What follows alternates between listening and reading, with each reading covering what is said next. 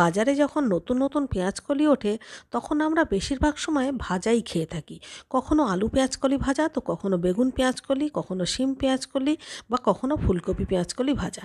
কিন্তু আজকে আমি একটু অন্য রকমভাবে রান্না করব। তার জন্য একটু তেলের মধ্যে এক মুঠো চিংড়ি মাছ ভেজে তুলে নিচ্ছি। নিয়ে এবার ওই তেলের মধ্যেই সামান্য আরেকটু তেল দিয়ে এবারে কালো জিরে ফোড়ন দিয়ে একটা আলুকে সরু সরু লম্বা লম্বা করে কেটে দিয়ে দিলাম। নুন হলুদ দিয়ে আলুটা বেশ ভালো করে একটু ভাজা করে নেব। আলুটা ভাজা করা হয়ে গেলে এর মধ্যে 1 চামচ আদা রসুন বাটা দেব, দিয়ে বেশ কিছুক্ষণ কষিয়ে নেব। এবারে মশলাটা যখন ভালো করে কষানো হয়ে যাবে, কেটে রাখা পেঁয়াজকলি দিয়ে দিচ্ছি। পেঁয়াজকলি দিয়েও বেশ ভালো করে নাড়াচাড়া করে ঢাকা দিয়ে ওই 7-8 মিনিট মতো রান্না করলেই দেখবেন পেঁয়াজকলি আলু সব একদম সেদ্ধ হয়ে গেছে।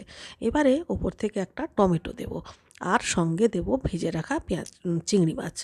এগুলো দেওয়ার পরে আরও কিছুক্ষণ কষাতে হবে, মোটামুটি যতক্ষণ পর্যন্ত না টমেটোটা গলে যাচ্ছে।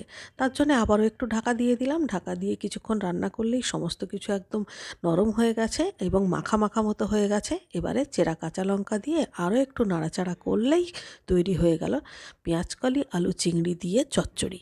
গরম গরম ভাতের সঙ্গেও ভালো লাগে আর রুটির সঙ্গেও ভালো লাগে।